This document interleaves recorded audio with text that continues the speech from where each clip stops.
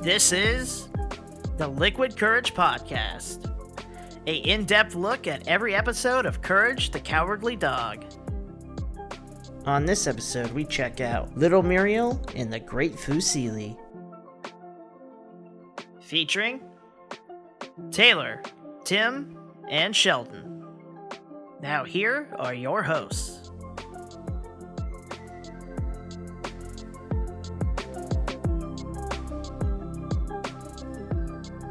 Made it a year. We sure have. Hi, everybody. We've made it a year. Welcome to Courage the Cowardly Dog podcast, known as Liquid Courage, where we drink adult beverages and talk about Courage the Cowardly Dog. It has been a year for my friends and I to be recording fun It almost seems like it was audio 2 apartments ago for me. Yeah, because it was. It was almost like it was a year ago. So it was almost like it was a year. Anyway, so we're here. As always, this is the Liquid Courage podcast. I am Taylor, and I am joined by Tim. Yeah, shalom. And Sheldon. Hey, everyone. There he is. And we're here. We've had an enjoyable time. With different varying degrees of alcohol along the way. Yeah. Oh, yeah. We've made it through the end of season 1. We made it to a year of recording, and we're here to talk about the last pair of episodes for that. And yeah. it's Which one of them? You know what? It's okay. And the other one, I'm gonna need a few more drinks. Yeah, well, we're not. Yeah, it was. Yeah, the two very different tones coming into this one, so that's very fun that we have that going on. We're very excited to talk about one of them at the very least. But which one? It's different for each of us. So yeah, before we get into it, it's been a fun year. I enjoyed recording with my friends.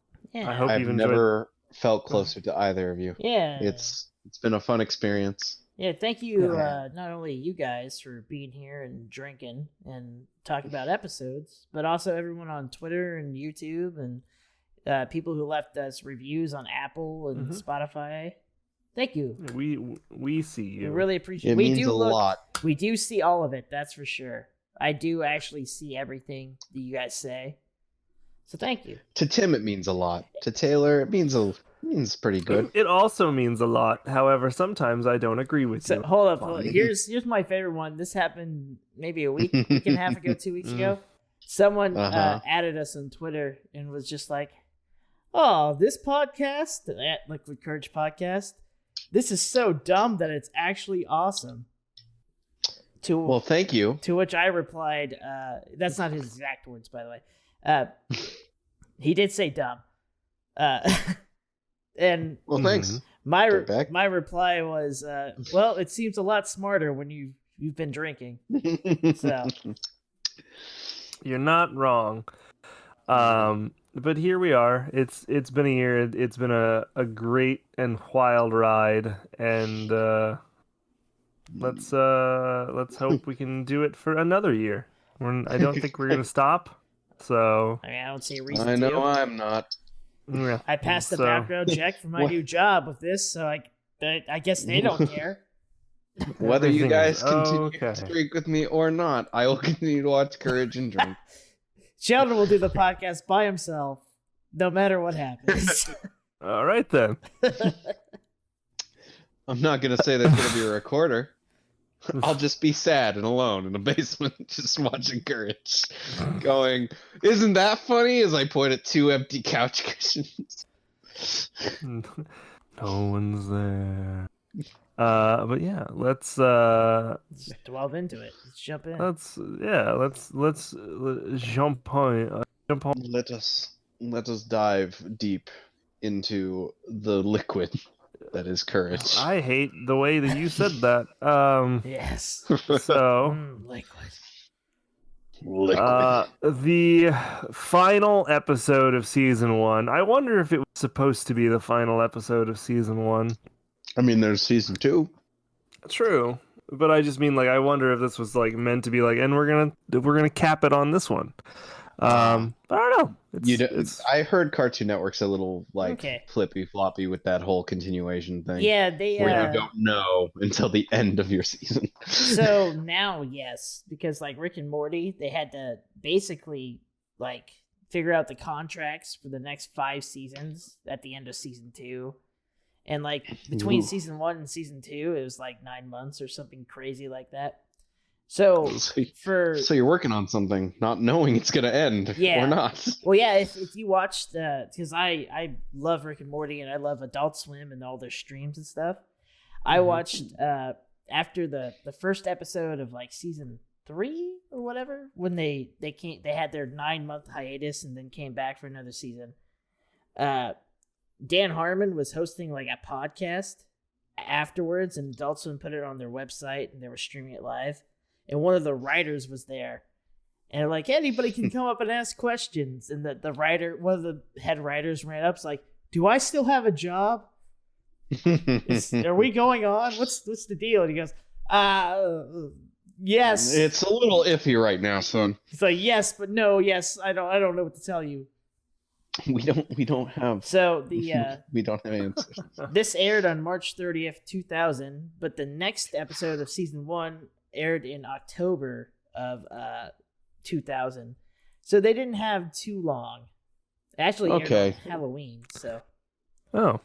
So we didn't have too long between the last episode of this season and the first episode of season 2.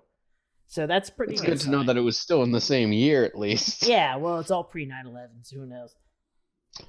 Oh yeah.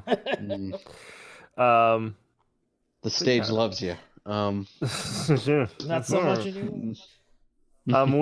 Let's dive into it. We'll talk about politics and little Muriel first, obviously.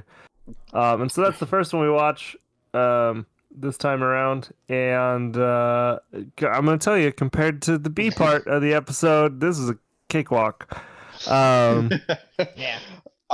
You know what? I loved Little Muriel. I remember loving this episode, back in the day. Oh yeah, it's a pretty simple episode. It's simple though. I to never break down how simple it was. That's the thing. It's super memeable too. It's still people still meme about it all the time or share the Muriel. Does that mean that we're fucking old because we just used meme as a verb? We sure did, and we sure are. Hello, young ones. How are we doing today? As of this month, I am now 26, so I guess, yes, I am an old person. Hello, fellow kids. Hello, fellow kids. You Gen Zers, stick it to the old people. Yeah. Oh. Burn it down. Who the fuck? What Gen Zers are listening? I was going to say, what Gen Zers are talking right now? All of us are millennials. Oh, yeah. I know, that's what I meant. We're talking to the Gen Z. I'm the millennial talking to the Gen Z, saying, "Stick it to the man, stick it to the burn that shit, burn that shit to the ground." But I was sitting here after watching Little Muriel, trying to figure out normally we do kind of a shot by shot recanting of it, unless it's a really great episode, and we're like, you should go watch the whole thing. I'm just gonna give you a brief overview. And the problem with Little Muriel is that it is really such a simple episode that it's hard to recount, because it's a set. You can really boil it down to a tornado shows up. It is broadcast on TV by the TV man, who then floats away. And it's a big purple tornado that comes to the Bag farmhouse. Courage accidentally painted Muriel's chair with glue, and Eustace accidentally put a nail through the rocking part of the chair through the floor while he was trying to repair a light. What a fucking just a cacophony of errors. Yeah. Just all come together for the perfect maelstrom. Yeah, And it just the tornado comes and completely decimates the house, picks Muriel up, and Courage has to stop it, and he trips it eventually. Muriel goes, there's trees, more trees than we've ever seen. Muriel gets put on top of a mountain, which is probably Mount Sunflower. So it's confirmed that it's, southwestern Kansas. And You're I not guess gonna let that go, are you? I guess central Kansas technically, because that county's not that far south. Say, where the hell is that? Do you have you never been to Mount Sunflower? I have never been to Mount Sunflower. You're missing out on the two. Yeah, if Sheldon knows, Tim, I need you to right now just Google Mount Sunflower and look at pictures of it while I continue to talk. And so Muriel gets put on top of Mount Sunflower is what I'm saying. And his pictures are not doing you justice, man. There is every single picture is of like a 10 fence that is like 2 feet wide, and then Mount Sunflower on it, and then a sunflower above it. Yeah, that's welcome to Mount Sunflower. Mount Sunflower. This is stupid. It's the highest point in Kansas, bud. It's very true. I've known that since grade school. That's very true. On top of Old Smoky. Yeah. No, you were expecting a mountain, weren't you? You stupid bitch, you fool. The closest I've ever been to mountains ever. It's not even a fucking hill. Like, that's the thing. It's not. No, it's not. It's a field. It's a high field. And with enough miles in between that slope, you don't even know you're going up a hill. It's not. It's my favorite thing. Oh, look. I love the it. Social media games on point. I found a Christmas post by them where they have an animatronic Santa right outside. Yeah. But they only took a still photo, so it looks like Santa's having a seizure on the side. This is stupid. This is so dumb. So Muriel gets dropped off on Mount. And as Courage runs up to her, he realizes that she is now a toddler, and that's the episode. Like, she's an annoying cunt, you know. She is. Well, she is a child at this point. So why you can't? You look me in the. I will. I'm looking you in the eyes right now, and you tell me that you haven't met a child that hasn't been an absolute atrocious piece of shit. I don't think I've ever walked up to that child's a cunt. Hey, I don't think I've ever. I didn't walk up to little Muriel and call her a cunt to her face. Now, did I? You put it on the internet. Yeah, I put it on the internet with you guys. And guess what? She was a cunt. How come within the first 60 pictures of Mount Sunflower, there's only bald guys in front of it? Like, and then as you scroll down, there's there's other people, but like the first 10 pictures are like bald man. Yeah. Bald man. Yeah. Yeah. No, it's welcome to Mount Sunflower. And so Courage. By the way, the entire time this is happening, Eustace is in the basement, continually getting knocked out by different means. But Muriel is now 3.5 years old. She talks in an adorable, tiny Phil and Lil Rugrat with Scottish accent. And she is the worst. She is hyper. She is angry. She is spoiled and violent. Muriel has simmered over the years. Let's just she makes Courage make too many macaronis. And it's never the same. And the farmhouse is just destroyed, by the way, at this point. This whole episode. And then she's just awful. Like, she's an awful 3.5-year-old, and it's a series of vignettes of awful things happening to Courage caused by Muriel. Yeah. Eustace gets a chair dropped on him at one point. A very big chair. Yeah, by the way, the whole thing is like, why isn't Eustace kind of like freaking out this whole time? It's because of brain damage. The vigorous amounts of him getting hit in the head. It's hard to freak out when you're unconscious, Tim. At this point in time, he's been hit in the head enough. But little Eustace would probably be Just as bad. I'm surprised they didn't do one, but I guess after you do Little Muriel, you can't really do Little Eustace. Nah, these guys out. are more. Yeah, these guys are more thinking along the lines of making the show more fresh, not so much rehashing old Let's shit. make Muriel the shitty child, not Eustace. Yeah, and so like, yeah, it's really cartoony. It reminds me of.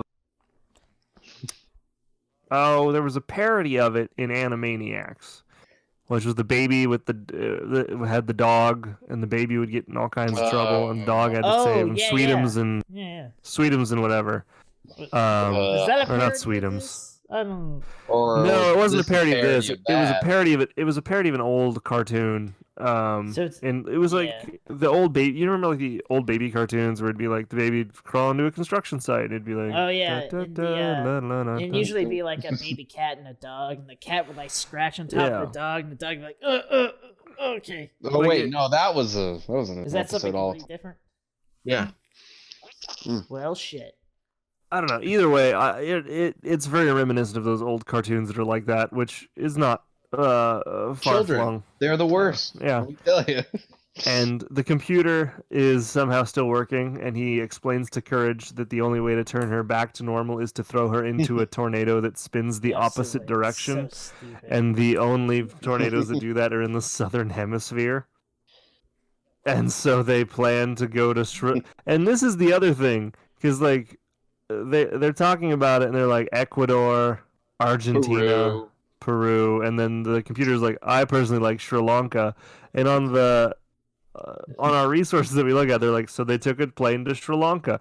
It's never said where they go in the episode, so I think they're taking some liberties here. Courage may have gone, you know what, fuck that computer. Yeah. I'm just gonna go find the nearest tornado. Fuck it. And so they do that, and we see a bunch of shots of Muriel being awful in the plane, and the flight attendant and the pilot both jumping out, and Courage having to begrudgingly fly the plane. I can't take it anymore. And then he dumps her to the top of a fucking tornado, and then he flies underneath it, and she crashes through the roof of the plane, and then we see her in almost all of her glory, which was more than I ever needed to see a Muriel bag. Thank God. Yeah, we've already seen her naked. No, we've seen her in a tub, covered up from everything else, and this was almost worse. It's the imagination that makes it worse. My favorite joke was the tower calling the airplane, going, "Did you just dump a baby into a fucking?" That was our joke. So imagine while Courage is flying this plane, is that someone at a tower or some kind of FAA official or something like that is watching what the plane's doing, because they can see it at every point in time. She's like, "Hey, C-11." Yeah, C-11. Did you just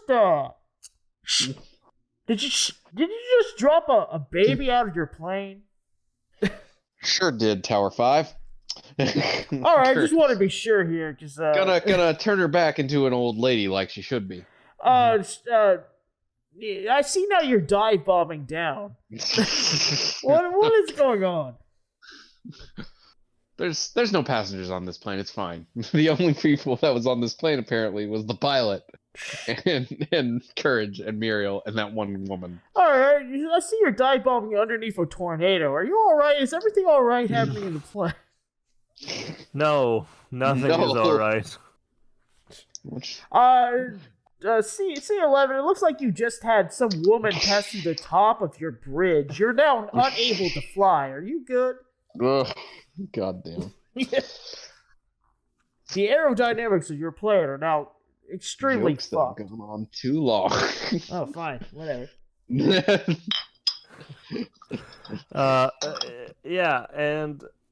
No, I was going with it, Tim. It's okay. Yeah. Is that what Courage is saying? He's like, this joke has gone on for too long. As he's flying, just like, let me go. As he dive bombs the plane to the ground and hits Eustace in the face. Yeah, and that was the other thing. Eustace finally comes out of his coma stupor, walks upstairs. Muriel sees a plane, immediately assumes that she is in the plane, and then is trying to call her from the ground. I prefer the idea that he didn't. He was just calling out to nothing. Just Where's like, Muriel? my dinner? Where's my dinner? And then the airplane just wham. And that's it. Eustace is now, as you put it, trapped in his prison of a body. He's a vegetable. Yeah.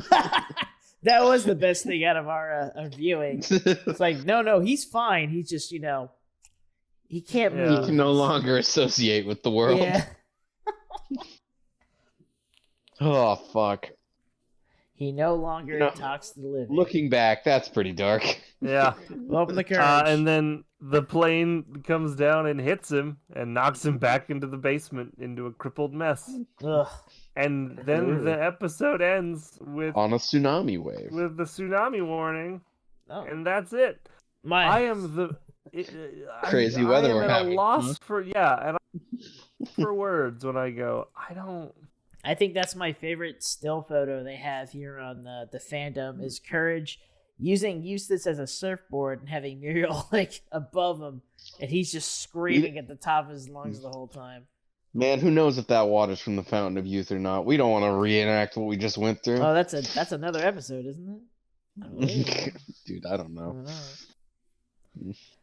It's just one of those things where I go, that was an episode. We watched that. That happened. It wasn't bad. We even recounted it pretty good. I do think though that's probably one of the better endings they could have gave to the season. Like, how do you end a season that they've been building up with spooky shit and other shit? Well, the ending's Fusili. Little Muriel's just the filler in between. Yeah. Oh, is that how you guys think? Okay. Yeah. Yeah. The other way around. Because little Muriel would definitely be the start of the last episode of the season, but the end of the last episode of the season is the next episode Fusili. that we'll talk about. But so here's what I have to ask you guys: which before we go into there, which, and this might be something we ask later on, which do you think is more known now, the Great Fusili or the Little Muriel? Here's the thing. I remember them both because they both work really well together. Yeah. The great Muriel. The great little Muriel butters you up and gets your guard down because you're like, haha, Courage, you're just funny. And then the Great Fusili happens. It's a completely other ball game. Yeah. Yeah, and I think that's kind of how I would view it as well. I think Little Muriel has a lot more memory attached to it. I think more people remember that episode just because of the weirdness of it all. I guess not even the weirdness, just the funniness of it all. It's a humor. It's a funny. It might be just relatability too. People who have kids could probably relate to oh, I can't make a fucking, oh god, what is it from my parents? She can't make a grilled cheese. Yeah, I would eat chicken nuggets. Well, the rest of my family ate chicken cacciatore or something crazy like that. Yeah. Chicken cat. Yeah. Okay. Yeah, I was a weird little kid, but chicken nuggets are fine. I still eat chicken nuggies. No, that's not the weird part. The weird part is I would dip it in jelly. Yeah, I would dip it in the chicken cacciatore, and then it'd be fucking weird. Hey man, I would eat the breading off the chicken nugget before I would eat the chicken nugget. It's okay. We all had weird things. Yeah. What? You dip it all in. There you go. What? What's wrong? What's wrong with you, Taylor? Sociopath. I would eat the breading off the chicken nugget, and then I would eat the chicken nugget with the breading. Somebody lock this man up. I don't feel as bad now knowing that about you. So. Fucking A. I wouldn't eat crust off of anything as a kid. I wouldn't eat the last bit of a sandwich, because I felt like my hands were dirty, I guess, as a kid. You get yourself sick, or something like that. So I wouldn't eat the very last bit. All right, I get it. Two of you need professional help. Well, I knew that for a while. We're now adults, so now look at us. We're both drinking and talking about a children's show. Did you think everything was nearly great? as weird as some of the other things just said. We already threw one scene. But no, The break from Philly. I honestly think that Little Muriel is probably more remembered. I think it's more of an I think the iconography of Little Muriel is thrown around a lot more. Yeah. In GIF form, in I hate macaroni and cheese. in meme form, Right. in all of that type. I definitely think that you see more of it Who hates around macaroni and cheese? Jesus fucking Christ! There Who are some hates people. more cheese than macaroni and cheese? That's the big question that you asked. Yeah. Yeah, I've never ate mac and cheese and went, you know what, this could use a little less cheese. Yeah. I think if you like macaroni and cheese, there's never a time where you need less cheese. Yeah. So. God, I could go for a grilled cheese right now. I could go for some macaroni and cheese right now. Oh my God, don't. Cheese is great. Pizza Hut closes in 3 hours. But like I was trying to think about it as we're talking about it, because I don't think that there's a lot of deepness that could happen when it comes down to Except for the deepness of that cheese. discussing the Little Muriel episode. Yeah, there's. I think that it's a pretty easy to follow episode. It's a good episode. I'm not even gonna say it's a filler episode. I enjoyed my time. No, it's a good episode. I do like it as an episode. I think it's a funny episode. I think it's an episode. Yeah. I definitely.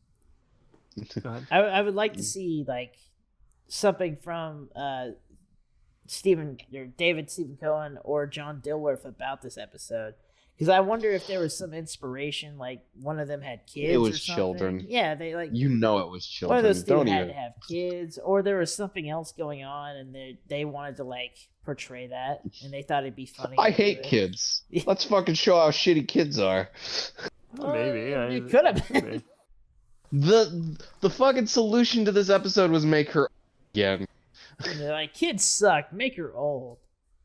Yeah. Then we get to the philosophical Edgewood. Would she still have grown up into the adult that she became without any inspiration? Just fast forward. Oh yeah, there is The nature versus nurture bullshit. Well, I guess this would be an extraneous situation though, where she was young for only about 2 weeks, and then, or not even that, like a day, and it was made old again. Yeah, it's definitely not a. I don't think there's much depth to this episode. I'm so. gonna Oh be no, honest. I'm just trying to add depth where there isn't. Yeah, so. there definitely is not as much depth. That's for sure. But But if we have her raised by orcs, like, I mean, guys, I don't think you're seeing what could be there. I don't know why, but I just imagined you with the guy from Ancient Aliens' hair. But what if she was raised by orcs? What if? What if? That show's crazy. But so out of Little Muriel, what do you guys think the grading scale should be? The grading scale. Purple tornadoes. Purple. I'm gonna go with comatose Eustace. That's good too. I like that. I give it. It's memorable. It's likable. I like this episode. I'll give it 4 out of 5. Fucking comatose Eustaces. Right. I wouldn't say it's perfect, but I definitely it's something I think about to this day. We've all fucking got a line from this episode that we have used as a joke, or maybe not as a joke. I definitely want to use the giant tidal wave roaming across the plains. That is the one I want to use. That was a good one. Mine's always been, I feel sick. I feel nauseous. I'm gonna hurl. I'm gonna blow chunks. That never paid off either. That just ended. Nope. Yep. Yeah. But like that, I think I'd give it a solid 3. Okay, you're gonna probably. All right, a good 3. Yeah, I think it a 3.5 when it comes But it's down closer to a 4 than a 3. Yeah, I would. It's a good episode. It's a fun episode. It's silly. It's it kind of encapsulates the silliness of Courage really well. And at the end of it, everything is resolved, and like they're riding the tidal wave out, and that's it has a good beginning, middle, and end. And so yeah, 3.5. That's a good episode, but I don't know if it's like a. a great episode. Great episode. It's memorable. It's fun, but yeah. Sure. I'll side with Sheldon on this. I kind of like it as a 4 out of 5. High five. Yeah. That was so good. Wow. Weird that both of you did that together and yet at 2 different times. Yeah. We high-fived both hands. We hit each other through the digital lag. You had no idea. Yeah. Hey man, it takes a little while for my hand to get over to where his hand. That's right. Yeah, we're in different states. Don't you know? Don't be mad just because I didn't high five you. Yeah. It's okay. No, it's fine. No, I'm fine. I think 4 out of 5. I'm gonna go with Eustace dead bodies. That should be dead bodies. You want him dead so bad. Yeah, you tried so many times to be like, he's dead, and I was like, dead yet? A normal person would be dead by all. It's a cartoon. Oh yeah, but yeah. Yeah, welcome to the cartoon where nobody dies and everyone feels sad. I think 4 out of 5. I think it's more memorable than a lot of other stuff that happens, especially in the later seasons, where like there are a lot of scarier things that kind of hit people more. But this is very like memeable, and like memeable. Fuck you, memeable. Come on, do you not like the memes? I'm gonna punch you through the microphones. I've had people say that to me. People in professional. Have you settings. said memes? They deserved it. Yeah. They're allowed a free punch if you say memes. I previously worked at a production company who did a lot of social media stuff, and I have heard someone say meme in a professional setting and have not known what it actually meant or said. Hey, young kids, have you seen the newest meme? Oh, it's great. That's exactly what it was like too. But no, it's this episode. It's a little bit more lighthearted. It's not so much as spooky or anything like that the other episodes have, but it's still like memorable, and it's a nice kind of ending to a lot of things that happened in season 1. Because if you had to like put the filler episodes in and have them go to like an apex of writing, they all lead up to this. If that's the case, they got better at writing this episode than like Cajun Granny Stew. So Granny Stew. So they got better at the end, right? Still worst. Yeah. So I mean, it's a better if we want to call it filler, but I don't think it's filler. So.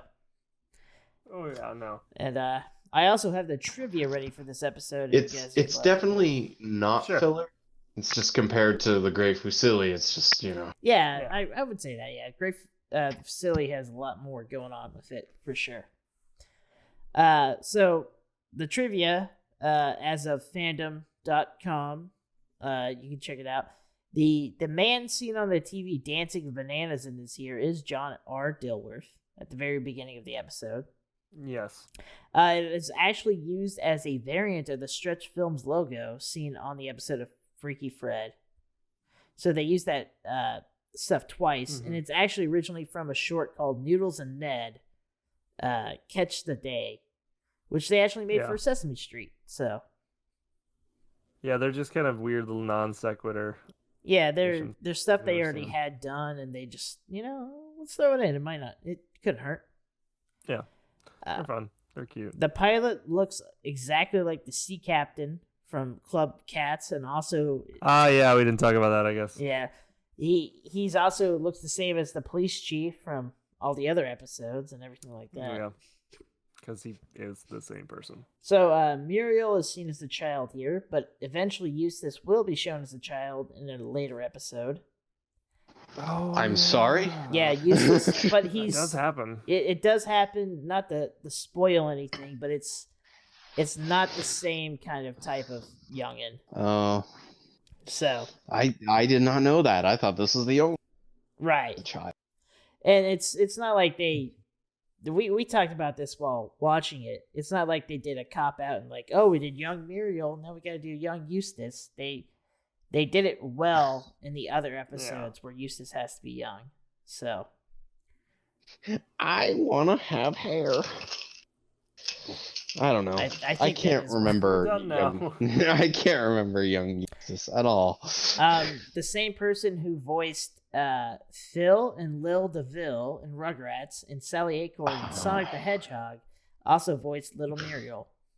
That's a lot of voice. It is. She's quite a well-known voice actor. Right. That's no good. So, another part of the trivia here is there's technically no antagonist in this episode.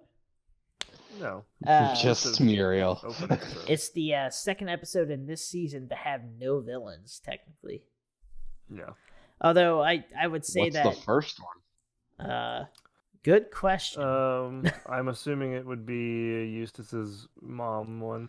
Yeah, because she's not The Mother's Day one. really an antagonist. Or would it be Heads of Beef? Because Could be Heads of Beef. technically, no antagonist in that one too, except for what Courage made up in his head, maybe. I don't like this next trivia. This is the only episode in which Muriel is mostly shown in nothing but undergarments, although she appears fully clothed at the beginning and the end. Yeah, That's not really a trivia at all. No shit. Welcome to fandom. That's just stating a fact. Yeah, that's what fandom does. The macaroni and cheese scene is paid homage to the new Looney Tunes episode Best Bugs. As a bonus, Muriel yells, "I want an Easter egg," which is what a kid said in the Looney Tunes era Looney Tunes episode Easter Yeggs. Yeah. I want an Easter egg. Now I'm part of the trivia too. Yeah, I think that happened. I think they thought about that, but they also just did that scene. So, yeah, Cohen, who I believe is credited as being head writer for this one, he does a lot of that like homage stuff too. Yeah, I think he was also the head writer on like Cajun Granny Stew and things like that. Yeah, he really likes his Looney Tunes, which it's not a bad thing. Which is fine. Yeah. Who's your favorite Looney Tune? I don't know. It's just if you don't, I'd go with Bugs Bunny. the rooster. Honestly, Foghorn Leghorn. I say, Yeah. I gotta say. I say. Yeah. Yeah. Boy, get over here. We don't need to. We're good. We're good. We don't need to do any more of that. That was how Southern gentlemen talked to black people because they didn't see them as men. Well, it was not played for that in the cartoon, but that was 100% that colloquialism there. Well, I mean, there's a lot of things like that in Looney Tunes and Disney. Yeah. I would say The Great Fusilli is a good episode. We're talking about Looney Tunes now. Calm down. Elmer Fudd. You always struck me as a Yosemite Sam man myself. No. I don't know. It's hard. It's a hard one. I didn't think it'd be that hard, but it is. You would have to think of what episodes did you never skip? I never skipped anything of Bugs Bunny or Daffy Duck in it. Those are always good. I always like Marvin the Martian just because I like to laugh. Where's misfortune. the big kaboom? Where's the kaboom? There should have been a kaboom. Earth-shattering kaboom. Let's move on. Okay.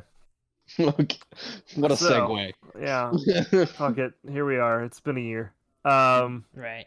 The last episode of the B episode of the series, the end note, is a fucking end note. Yeah. Great. Silly. So, this is kind of the opposite of Little Muriel, where Little Muriel is easy to explain because it's pretty easy concept.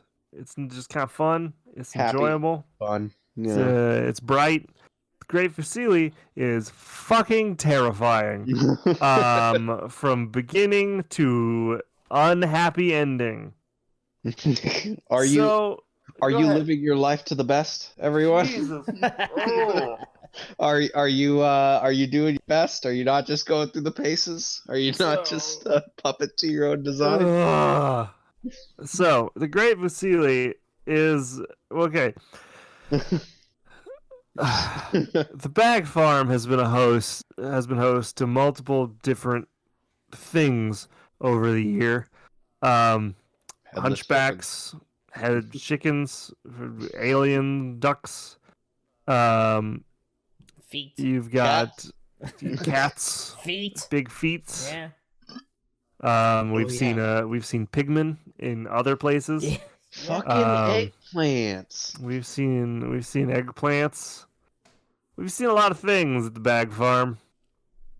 And then one night, a traveling circus / performance stage rolls into town.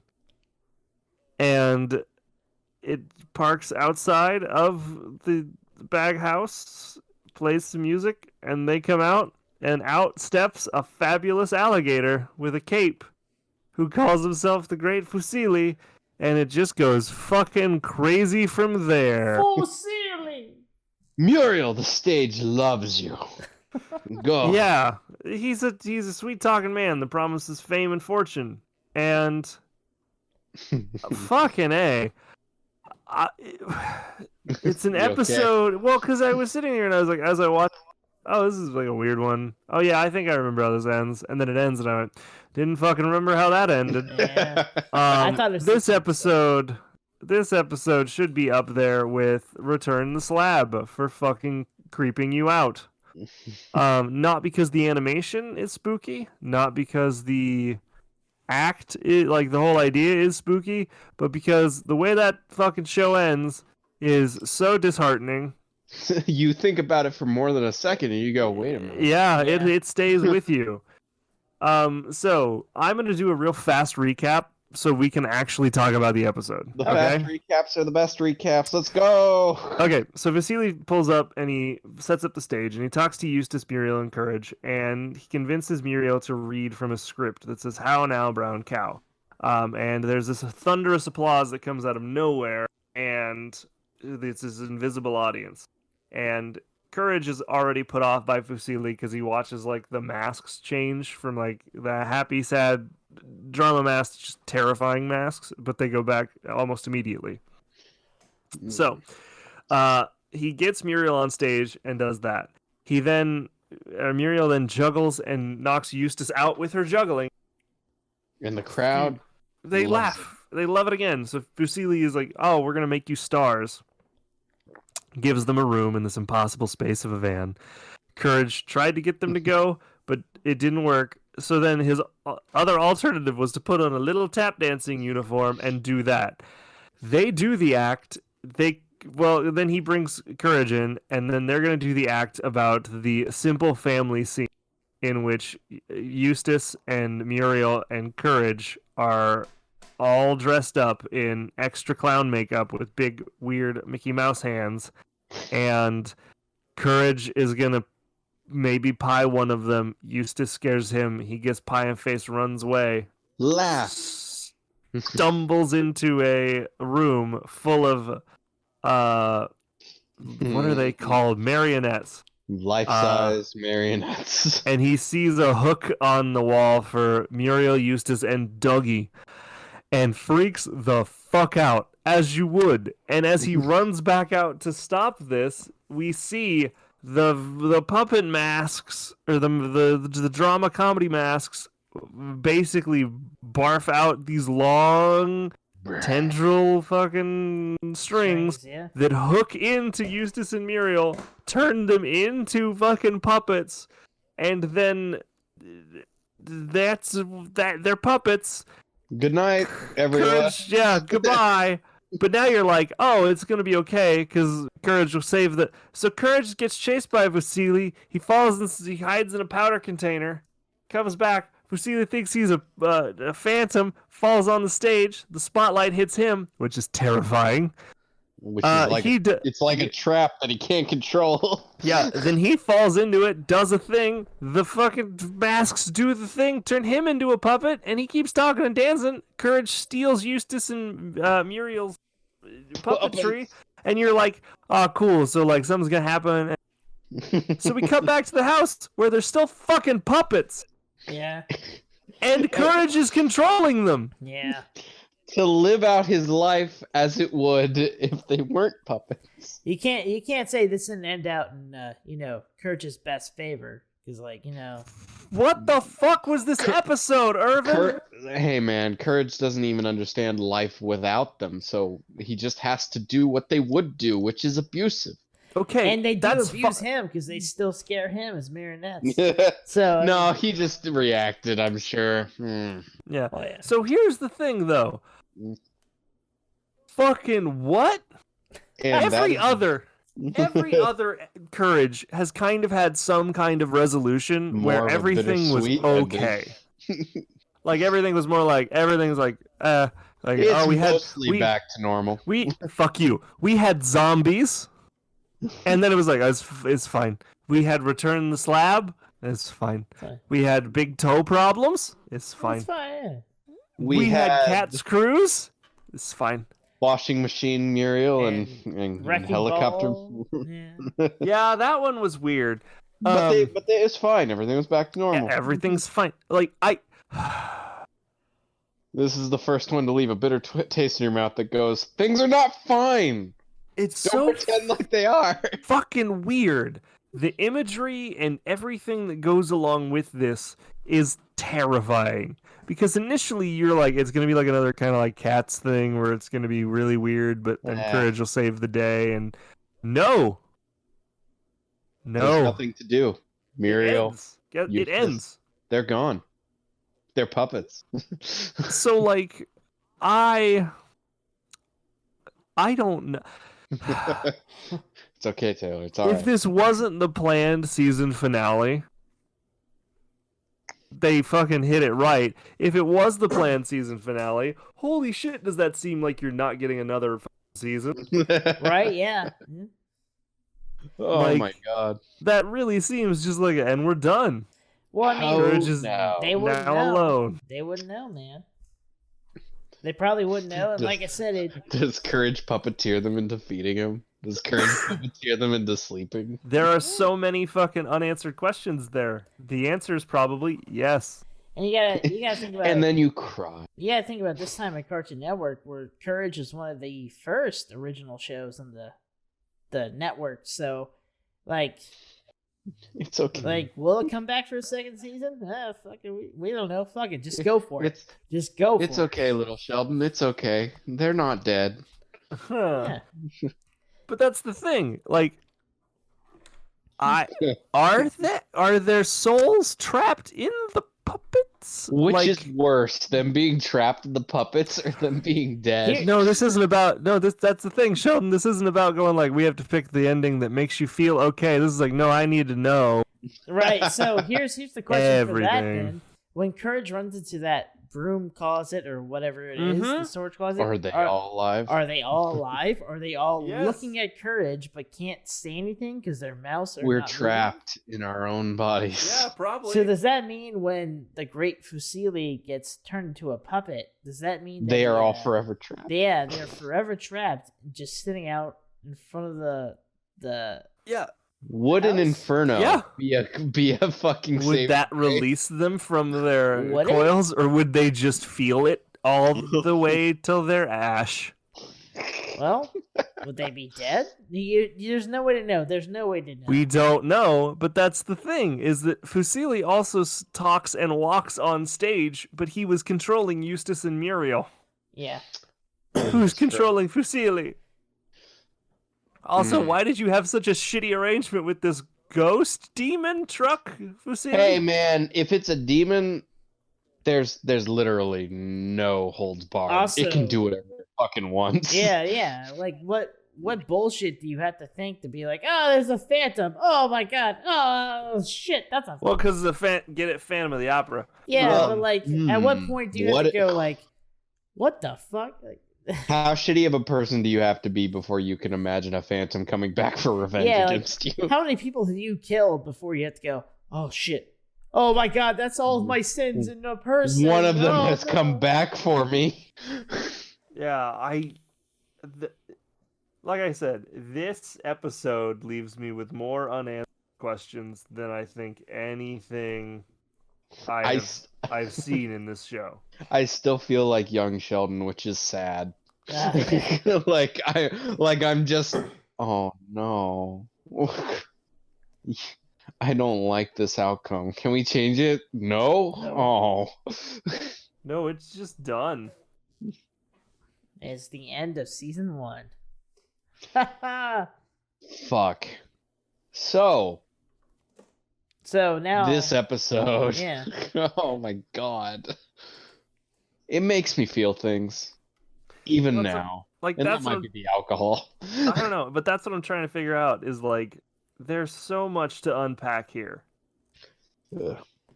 There's a lot Like philosophically, yeah. There's a lot going on and well, like Courage's life is a lie now? maybe. I don't know. Like, do we know that Courage isn't canonical. Like, it doesn't continue from one episode to it doesn't always lead to but like this episode leads does. Sometimes it does, like cats showing up again, or but then they didn't recognize cats. But Courage did, I'm pretty sure. I believe you're right, which is why I again go. But then again, that could just be Courage race. So and he just recognizes all cats as the same cat. Maybe. That's true. That could be true, yeah. I mean, like, there's no way for us to know. Fucking cats, am I right? Yeah. It is one of this is one of those moments where pretty much for this entire year I've been like, oh, Courage is not nearly as spooky as I remember it because I am an adult now with an adult brain. And like trying to put myself back into not the adult has been interesting, but it has been workable, right? Right. Yeah. This one is the first one that I've seen that I just went, oh no.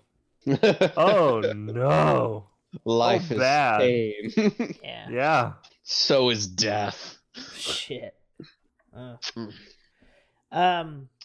So here's the question I asked earlier. Why not? Mm-hmm. So which one is more memorable to both of you now? I remember little Muriel with fondness. Right. Yeah. Does that make sense? But I do remember Fusili in the dark of the night when I'm having trouble. Right. Does that make sense? Yeah. like I just go, oh man, I'm not feeling great.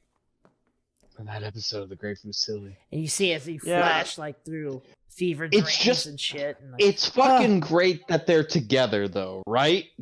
Can you all agree with me on that notion where one is like funny, great, and the other is sad.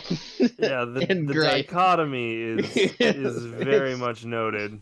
Yeah. Oh god. And for me, it's kind of like a portraying of what is to come. Like the Great Fusilli is more of like this is where we're heading, whereas the little Muriel is like, yes, we can still be lighthearted, but the Great Fusilli is like, this is still going to be scary. Like we can still have episodes where like we still want to make you sad. Yeah, we're still going to scare the fuck out of you if we can. Like, again, like Sheldon said though, like this is not an episode where like, oh man, that was really scary on like ooh horror, right? But really scary on like conceptual level. That shit was terrifying. Oh yeah. Hey, when are you gonna be dead wood in the ground? it's just it's such a fucking weird thing. Yeah, grow, and I just don't know. Like I have been more fucked up by that than any of the other episodes. The others were weird but fun. This was just weird, and also it ends. It just ends. Yeah. They were like, "Well, we're done." A booga booga booga. Pause. It's like, well, the things I do for love, and you're like, the fuck does that mean, you silly bitch? Courage, are you just living your life through puppetry? Yes. And I think that's the part of it that really fucks with me the most is that I go, wow, that's the first time where I'm like, hey, my car broke down on the road. Can you? And then the dog takes control, and it's just like, oh yeah, we can help you. Is it better to, like, it's one of those things where you watch it and it's like, oh yeah, no. Is it better to just be alone or to surround yourself with the facade of others? Not being alone. Yeah. So here's a question. Since hurtful truth. There's a lot of like things that point back to like Looney Tunes and older cartoons. Mm-hmm. Do you think that Courage is like taking that old style of cartoon and making it more fucked up and more like scary, like more realistic even? I think it depends on the episode. This is very Pinocchio-esque. Yeah. Which if you've ever had to deal with Pinocchio, like if you ever went to the Pinocchio ride in Disney, that shit's terrifying. It's kind of similar to that kid turning into a donkey in Pinocchio. Well, I'll admit, I didn't like that either. Yeah. Well, the reason I asked is because like there's a lot of old school tropes in a lot of these episodes, and like a lot of things that would be like, oh yeah, Looney Tunes kind of did that too, and there's like homages and things back to that. Do you think that Ernest Bauer and Cohen and Dilworth were all trying to like point back, like, yes, this is our roots, the Looney Tunes-esque the old Looney Tunes cartoon? Maybe. And I'm not professional enough to fucking make that, right? But I'll say, yeah, sure. I would say, I mean, like, I think you can see that in a lot of their episodes. I feel like this one is its own thing. Right. Like, I feel like this one was very much them, like, yeah, we could take an idea, but I think it was very much them making their own. This is very much their own individual idea. That's for sure. Their own fucking horror show. Yeah, there's no way that the Fusilli was shown as a Looney Tunes stuff. But looking back at season 1, they're tiny. They're tiny. Yeah. Could you say there's a lot of, I think there's a lot of elements of homage in a lot of things, you know? But there's always the argument that like you're always stealing from other people, right? Which I honestly, yeah, like it's hard to come up with anything original. Yeah. Well, and it's not a bad thing. It's not. Thank you. No, sure no, not. But like, it's not a bad thing. It's just everyone is influenced by something that came before them. Even if it just hit them in a cartoon show about like old people turning into puppets as a young kid. And now they're always dead, but Courage can control them. Yeah. But that's what I mean. Like, it always, like, anything that you do, you have been influenced by something that came before you. And in the creative aspect of things, you can have a completely original idea, but there's probably a nugget of something that came from somewhere else. Right. Yeah. And that's okay. Like, you can watch an old school Looney Tune cartoon and go, man, that'd be fucked up if we did that, but like made it real. But change, you'd be like, yeah, that's a little bit fucked up. Yeah. Like, it's okay. And there's so much originality in Courage the Cowardly Dog that when there are homages, easier to see, but it's still a slapstick comedy cartoon. Yeah, sure. Like, it's not an ultra realistic cartoon. It's not like an Archer where like, yeah, there's the comedy aspect of it, but like people get shot. Yeah, he's still an alcoholic, and yeah. It's like, this is still very much like it's a funny cartoon, haha. It has the aspects of cartoons that came before it, but they are able to use that and create an environment where you can play with it and make it original and real and spooky and still have that slapstick nature to it all. And maybe it's the target audience that makes this more like impactful. Like, if this was like in like an adult cartoon show, I probably wouldn't take it as hard. But the fact that this is it's for kids. It is a kids cartoon. Yeah. Like, it's a kids cartoon where the final the fucking season 1 finale is "and they're puppets forever." And you now go, they're always puppets. And now they're all. And so, little Timmy. Oh, I'm scared. That's fun. Life isn't happy. Oh God. It's sad. Oh God. But one more thing that I wanted to talk about was our Courage death counter. Ah, sure, what yeah. does that count as I don't know. I was going to leave that to you. Or does it count as worse? So it's so weird because it's like a weird bullshit thing where they both can talk if you pull their lips up. So there's courage. Well, that was the other thing is that you did see Courage mouthing their lines, but again, Fusili was controlling them, and they were saying words before that, and saying words, and yet no one was controlling him when he did it. So yeah, it's so weird. Yeah, there's no way. Shit has a lot of unanswered questions, Irvin, and damn would like you, Bauer! 4 out of 5 existential crises. I'd have it again. But the courage death counter that we have been running. Yeah. We have generalized deaths and Eustace's deaths, which they slowed down an awful lot. Hey man, you can only kill them so many times before people start going. But yeah. The episodes changed quite a bit towards the end of the season. So. True. And again, for those playing along at home, deaths were essentially considered something that you couldn't come back from in real life, and we didn't see you in the rest of the episode or hear from you in the rest. The Eustace bingo card. The free space is the Eustace death. Pretty much. And so it came down to 6 generalized deaths of the general populace. Sure. And 4 Eustace deaths. Oh. So that was season 1. That's gonna grow so bad in season. And there's 4 seasons. Yeah. Or am I wrong there? No, you're right. No. There's There are 4 seasons, yes. Yeah, there's 4. But yeah, I don't know. Like I said, I think that this episode really drives home the idea of, oh yeah, no, it's still slapsticky and fun, but sometimes it's not. Yeah. But life is short. So, can I venture off and guess that for a rating, could I do 4.5 marionettes out of 5? 4.5 brown cows out of 5. Oh.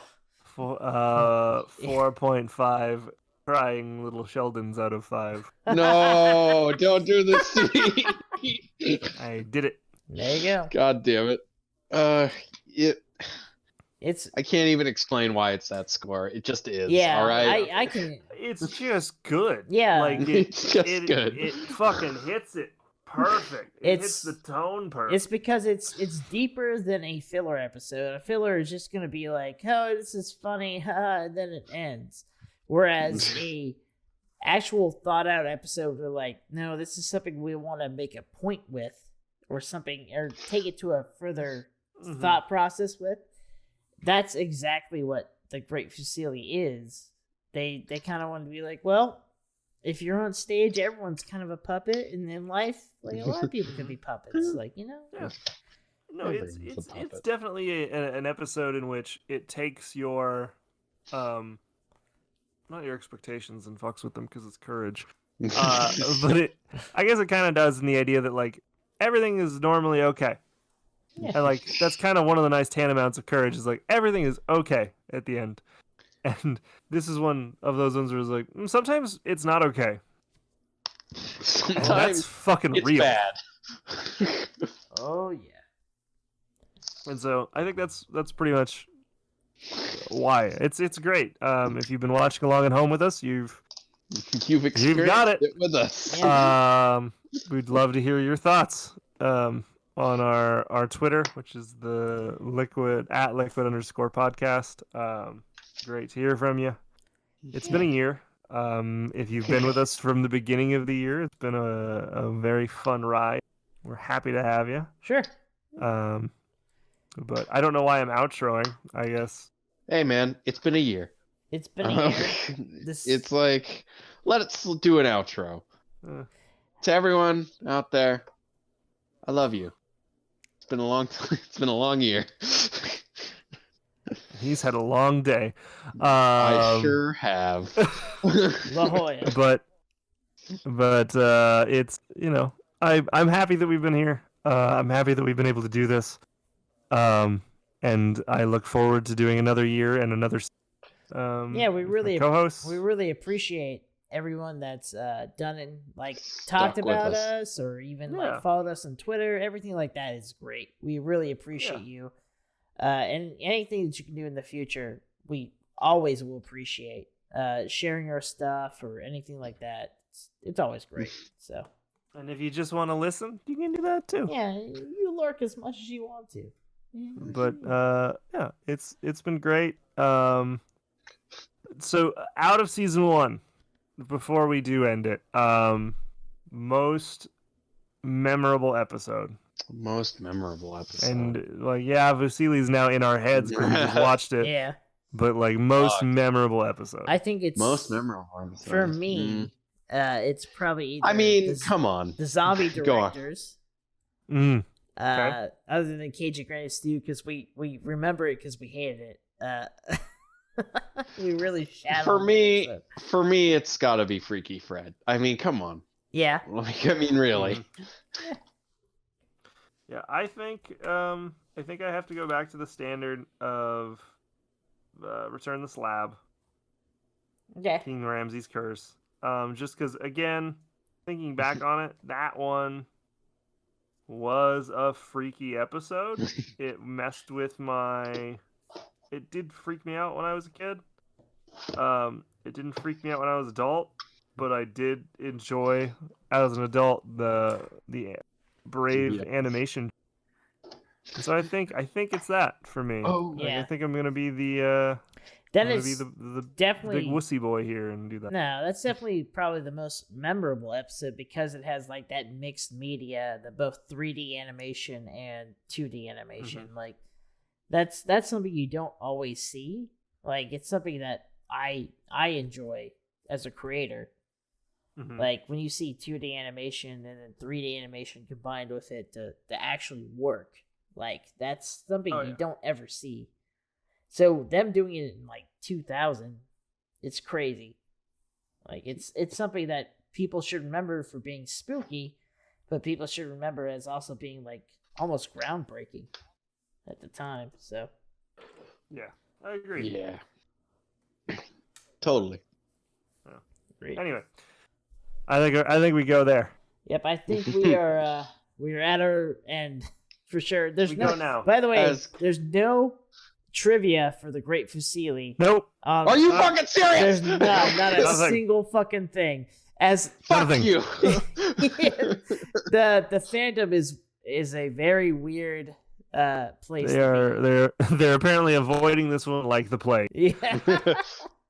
It was too real. But it yeah, I thought that was fucking funny as well. I was sitting here looking at it, I was like, that's stupid that they don't have anything for this, but they have like literally 8 nothing. Things are little Muriel. Well, thanks, buddy. It's bad. But we I think season 2. Season 2, here we come. Yeah. It's been a great year. Thanks for coming with us. We'll see you in another month when we start season 2. Season 2. Bye, everybody. Bye, everybody. Bye. I care for you all.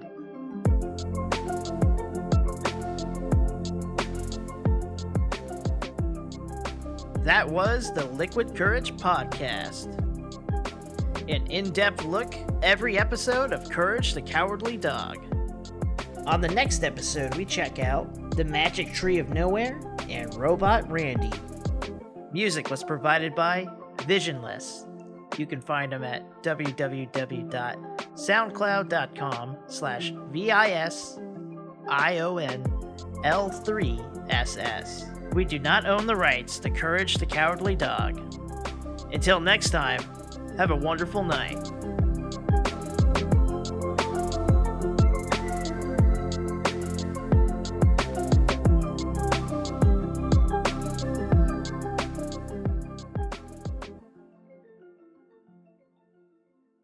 Now you say the line. How? Now?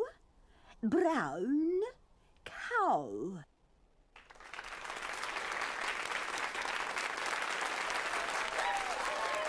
That stinks!